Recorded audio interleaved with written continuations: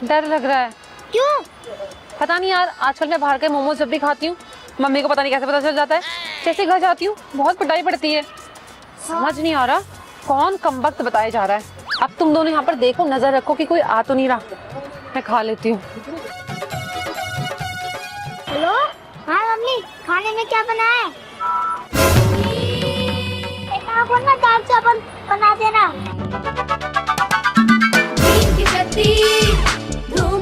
तुम दोनों को तो लो जी, आज मेरी सास ने बोल दिया नाक छिदी हुई है और उसमें कुछ पहनती नहीं है, तो मैंने भी बोल दिया डायमंड की रिंग दिला दो मुझे। उन्होंने भी खुशी खुशी मुझे दर्द दे दिया। आज हम तीनों की तीनों आए थे चांदनी चौक। चांदनी चौक में सब चीजें आपको इजीली मिल जाती हैं, लेकिन गंदगी बहुत होती है। शादी का घर है, शॉपिंग चल रही है, लेकिन मैं आज पहली बार शॉपिंग करने निकली। घर में सारे मेंबर्स की शॉपिंग हो गई है, इवन ब्राइड की भी हो गई है। बस मैं ही रहती हूँ और लखन रहते हैं। सबसे पहले हम ज्वेलरीज देखने के लिए आए थे, जहाँ पर मुझे वॉच बहुत अच्छी लगी और मैं एक दिन अपने आप को ये बहुत जल्द गिफ्ट करूंगी, गोल्ड की एक और वॉच। फिर हम लोग साड़ी की शॉप पर आए थे, जहाँ पर मैंने बहुत ही प्यारी प्यारी साड़ी देखी। ये चांदनी चौक की मेरी फेवरेट दुकान है, जहाँ पर मुझे साड़ी हैवी से लेके लाइट सारी मिल जाती हैं। जब करवा चौथ थी ना, तब मैंने यहाँ से 4-5 साड़ियाँ ली थी और सारी की सारी साड़ियाँ बहुत हैवी थी और बहुत अच्छी थी। तो यहाँ पर मैंने अपने लिए 3 साड़ी ले ली थी और उसकी बिलिंग कराई मेरी सासू मॉम ने, क्योंकि वही शॉपिंग पर लेकर आई थी मुझे। शादी की शॉपिंग मेरी सासू मॉम ही कराने वाली है मुझे। के बाद मैं चूड़े लेने के लिए आई थी। मुझे चूड़ियाँ पहनना बहुत पसंद है और मैंने अपनी सासू मॉम को बोला अब मुझे चूड़े दिला दो, उसके बाद कुछ दिलाओ या ना दिलाओ। तो चूड़े मैंने काफी सारे ले लिए थे, बहुत ही क्यूट क्यूट से सुंदर से चूड़े यहाँ पर मैंने ले लिए थे। उसके बाद हम एक बहुत बड़ी शॉप पर आए थे, जिसके प्राइस बहुत ज्यादा थे। हमने बोला था अपना बेस्ट कलेक्शन दिखाना, तो उन्होंने इतनी सारी साड़ियां दिखा दी कि दिल खुश हो गया। बाय गॉड, चांदनी चौक में लाखों की साड़ी लेने का क्या फायदा? जब आप चांदनी चौक जा रहे हो तो आप लाख से नीचे की ही देखोगे ना। तो हमने यहाँ पर काफी सारी साड़ियां अलग निकलवा दी थी और फिर हम लोग ट्राई कर करके देख रहे थे कि कौन सी साड़ी अच्छी है, कौन सी साड़ी अच्छी है। यहाँ से मेरी सासू मॉम ने ही सिर्फ साड़ियां ली थी, बट मैंने सच बताऊं तो साड़ी ले ली थी। अब मेरा मन नहीं था, बस मन था घर जाएं और जल्दी से लंच करूं, क्योंकि बहुत भूख लग रही थी। 4 घंटे से बस घूमे ही जा रहे थे चांदनी चौक में। उसके बाद बारी आई थी मेरे नाक छिदवाने की।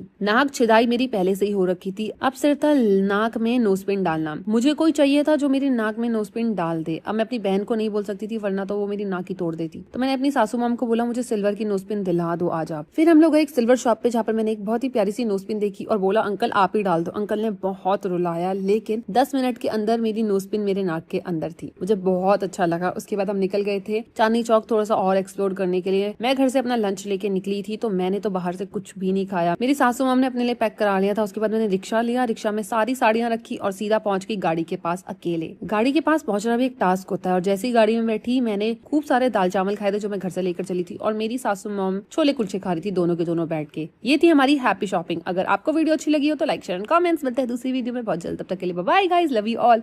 आज मैं अपनी दोनों सास के साथ गई बांके बिहारी जी के दर्शन करने के लिए। ये दर्शन इतने अद्भुत थे, इतने चमत्कारी थे कि आप पूरी वीडियो में ना बस राधे राधे ही बोलने वाले हो ना। सो देखो, मैं बिल्कुल बन ठन के निकल रही थी मंदिर के लिए। फिर याद आया है ये लेदर वाली जैकेट नहीं पहन सकते और ब्लैक भी नहीं पहनते हैं मंदिर में, तो निकल पड़ी अपनी दोनों सास के साथ और अपने पति के साथ मंदिर के दर्शन करने के लिए। रिक्शा बड़ी मुश्किल से मिलता है यहाँ पे, क्योंकि हम एक ऐसी लेन में थे जहाँ पर रिक्शा मिलना भारी हो गया था। हम बीच में 2 बारी रुके भी थे, जिस वजह से हम लेट हो गए थे। वृंदावन में मंदिर के द्वार 1:30 बजे बंद हो जाते हैं, फिर 4:30-4 बजे ही खुलते हैं। हम लोग लेट हो गए थे, फटाफट से हम लोग भागने लगे, क्योंकि हमें पता था 1:30 बजने में सिर्फ और सिर्फ 10 मिनट रहता है। इसीलिए आप देखोगे मेरी और मेरे पति की रफ्तार कितनी तेज हो गई थी। पीछे मैंने अपनी दोनों सासों को छोड़ दिया था, पता नहीं कहाँ। सब साथ में ही थे, लेकिन इतनी भीड़ के बाद ना सब खो गए थे। लेकिन इतने अद्भुत दर्शन हुए ना, मैं बता ही नहीं सकती हूँ। हर तरफ सिर्फ राधे राधे का जाप चल रहा था। द्वार बंद हो चुके थे, फिर हम लोगों ने तिलक लगाया। तिलक लगाने के बाद हम दोनों के दोनों मेडिटेशन में बैठ गए थे। उसके बाद हमें इत्र दिया गया, जहाँ पर बांके बिहारी लाल की चौखट पर हमने बहुत सारी सेवा की। और मैं आपको एक चमत्कारी बात बताऊं, जब भी आप दर्शन करके हटते हो ना, तो सच में आंखों को बंद करने पर सिर्फ आपको उनकी झलक दिखाई देती है, उनकी तस्वीर दिखाई देती है। फिर हमें प्यारे से गुरुजी मिले, जिन्होंने हमें बहुत प्यारा आशीर्वाद दिया, भोग दिया।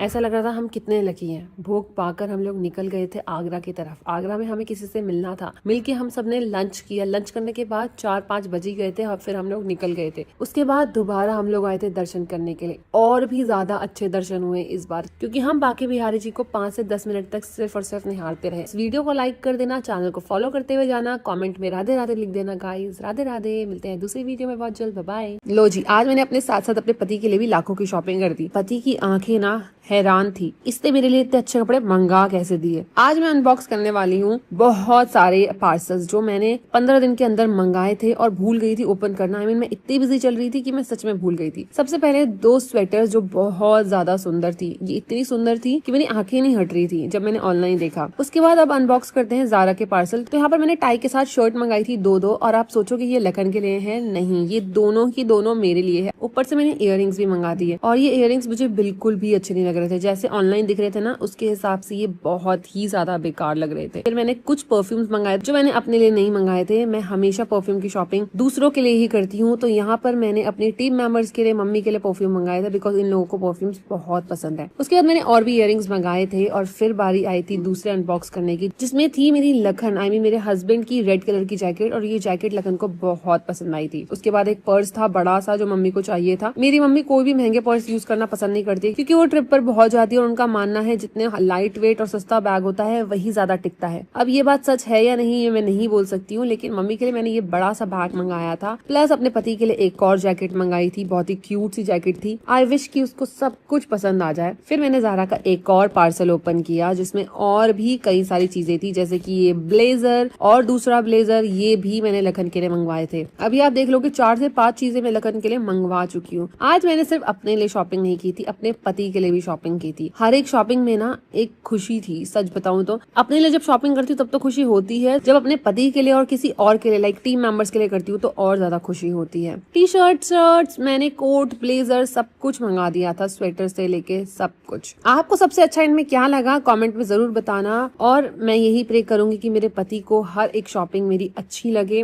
जैसे मुझे अच्छा लगा शॉपिंग करने में। यहाँ पर मेरे लाखों रुपए तो खर्च हो ही गए थे, लेकिन साल में मैं बहुत कम शॉपिंग करती हूँ ऑनलाइन और तभी करती हूँ जब डिस्काउंट पर चीजें होती हैं। मतलब ज्यादा शॉप तभी करती हूँ जब डिस्काउंट पर होता है, अदरवाइज तो कुछ चीज ले ली, कुछ चीज नहीं ली। थोड़ी सी कंजूस भी हूँ कपड़ों के मामले में क्योंकि कपड़े फ्री में भी आ जाते हैं मेरे पास। यहाँ पर मैंने अपनी सारे पार्सल्स की अनबॉक्सिंग कर दी थी और कितना ज्यादा मैस हो गया था आप देख ही सकते हो, लेकिन मजा बहुत आया बाय गॉड। अगर वीडियो अच्छी लगी हो तो लाइक, शेयर एंड कमेंट्स। मिलते हैं दूसरे वीडियो में बहुत जल्द। Bye guys, love you all. ना ना ना मुझे भाभी ये कहाँ से लिया आपने? ये तो ट्रेंड में मैचिंग। हाँ दीदी, मैचिंग। आप मुझे दे दोगे, मैं 2-3 रील बना के आपको वापस कर दूंगी, सिर्फ 2-3।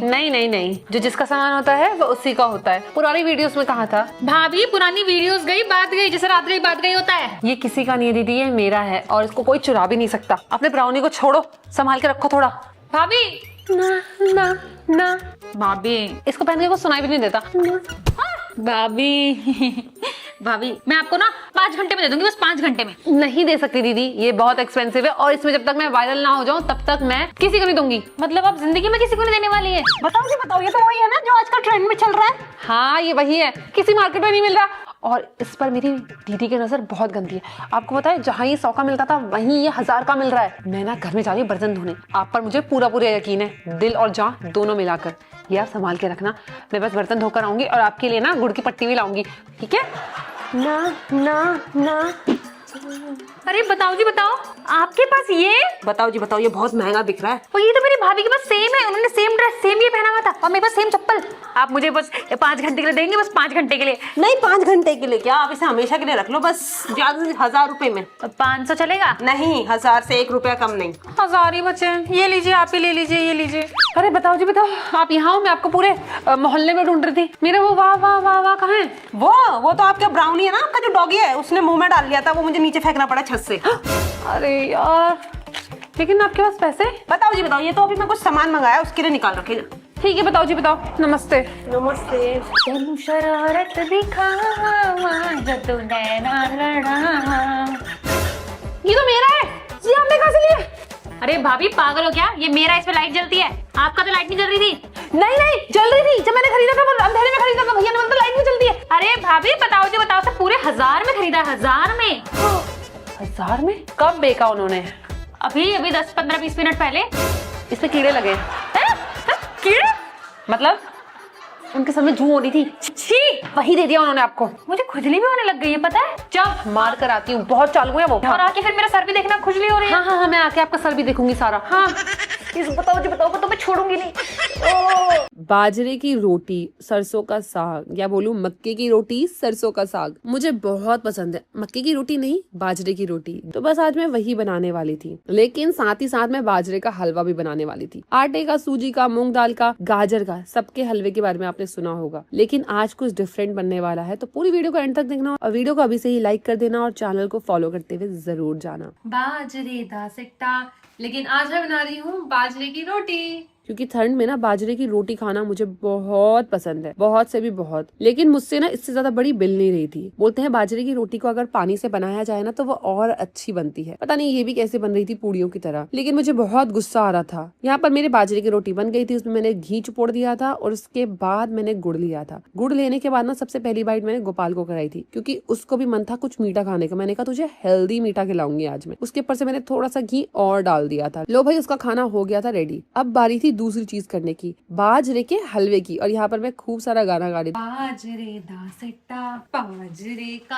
हलवा। अब बनने वाला था बाजरे का हलवा। खूब सारा घी कढ़ाई में डालने के बाद मैंने बाजरे को अच्छे से उसमें मिक्स कर लिया। उसके बाद उसको थोड़ा सा ब्राउन होने दिया। सच में यार टाइम तो लगता है हलवा बनने में, लेकिन हलवा बनता बहुत टेस्टी है। अब बाजरे का कैसे बनेगा मैं नहीं कह सकती हूँ जब तक ये पूरा बन नहीं जाता। फिर मैंने एंड में ना थोड़ा वेट किया और फिर पानी डालने लगी थी, क्योंकि ये कढ़ाई में चिपकने लगा था। मुझे सच में समझ नहीं आ रहा था इसको बनाया कैसे जाता है। बस मैंने देखा था किसी वीडियो में, कोई लड़की रेस्टोरेंट में जाके खा रही थी, तो मेरा भी मन किया कि मैं भी घर में जाके बाजरे का हलवा बनाऊंगी, क्योंकि बाजरे की रोटी मुझे पसंद है। तो हलवा भी पसंद हो सकता है ना अगर वो पसंद है तो। इसीलिए मैंने ना बाजरे का हलवा बनाने का ट्राई किया। ऊपर से मैंने घी और डाल दिया था, और तो और अपना फेवरेट इलायची पाउडर भी डाल दिया था। फिर ड्राई फ्रूट्स भी डाल दिए थे। हर चीज को मैं डाल रही थी और ये देख रही थी सब चीजें अच्छी तरीके से मिक्स हो जाए और मेरे बाजरे के हलवे में किसी की नजर ना लगे। फिर बाजरे का हलवा मुझे लग रहा था बन चुका है, लेकिन प्रॉपर तरीके से बना है या नहीं ये अभी तक मुझे समझ नहीं आ रहा था, क्योंकि जो वीडियो मैंने देखी थी ना उस वीडियो में ना थोड़ा सा ब्राउनिश हुआ था। अब आप कमेंट में बताना बाजरे का हलवा बनाया कैसे जाता है। मैंने अपनी तरफ से